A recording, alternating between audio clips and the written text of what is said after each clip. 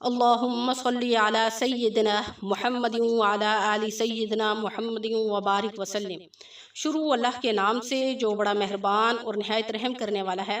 मेरे चैनल की तरफ से तमाम नाजरीन को अस्सलामु अलैकुम व रहमतुल्लाहि व बरकातुहू। उम्मीद करते हैं कि हमारे तमाम नाज़रीन खैर व आफियत से होंगे। मुअज़्ज़ज़ नाज़रीन, आज जो अमल मैं आपसे शेयर करने लगी हूँ, अगर आप ज़िलहिज्जा के महीने में ये कर लें तो बहुत मुजर्रब है, लेकिन आप आम रूटीन में भी इस अमल को कर सकते हैं। तो आज का जो अमल है, इंशाअल्लाह इस अमल के ज़रिए आप जादू, जिन्नात और शयातीन से हमेशा के लिए आपकी हिफाजत हो जाएगी। बहुत ही ताकतवर और बहुत ही पुरतासीर ये अमल है।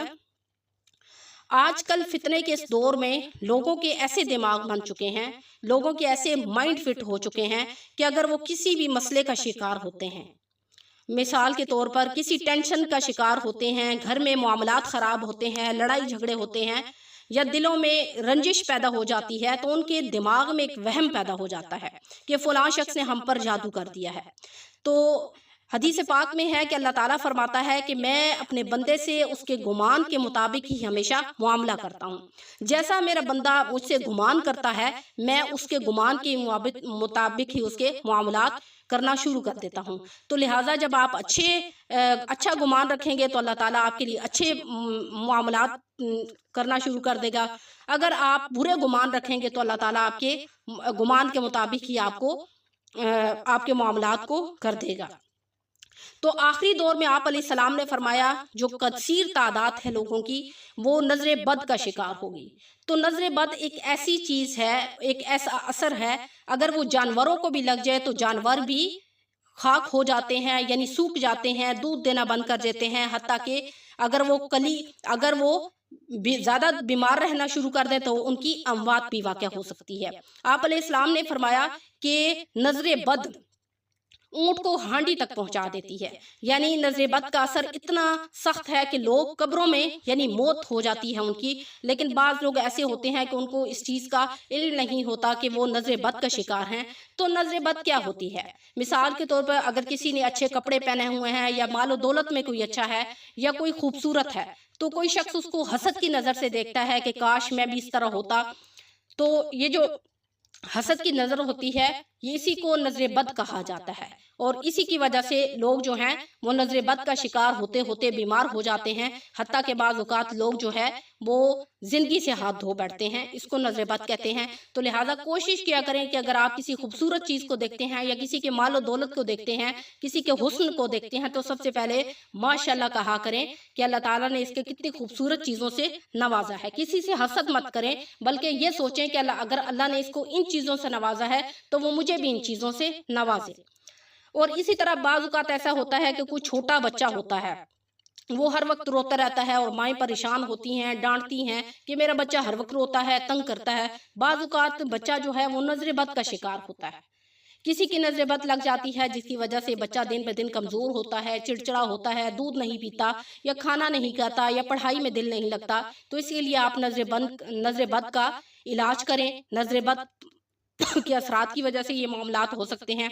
अगर आप ये अमल करेंगे जो मैं आपको बताने लगी हूँ, इंशाल्लाह आपका बच्चा परफेक्ट हो जाएगा।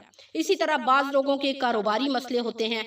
शुरू में तो कारोबार अगर स्टार्ट किया जाता है तो बहुत अच्छा चलता है, और बीच में नुकसान होना शुरू हो जाता है, और लोग जो है इस चीज़ की तरफ तवज्जो नहीं देते। कहीं वो हसद का शिकार तो नहीं हो गए, कहीं बंदिश का शिकार तो नहीं हो गए। इसी तरह बाज़ औक़ात आपकी बच्चियाँ और बच्चे बहुत खूबसूरत होते हैं, अच्छे पढ़े लिखे होते हैं, मयार के मुताबिक रिश्ता नहीं होता, या रिश्ते आते हैं लेकिन आगे से वसीला नहीं बनता, यानी वापस हो जाते हैं। इसी तरह बच्चे और बच्चियों के रिश्तों पर बंदिश करवा दी जाती है। ये भी जादू की अलामात में से है।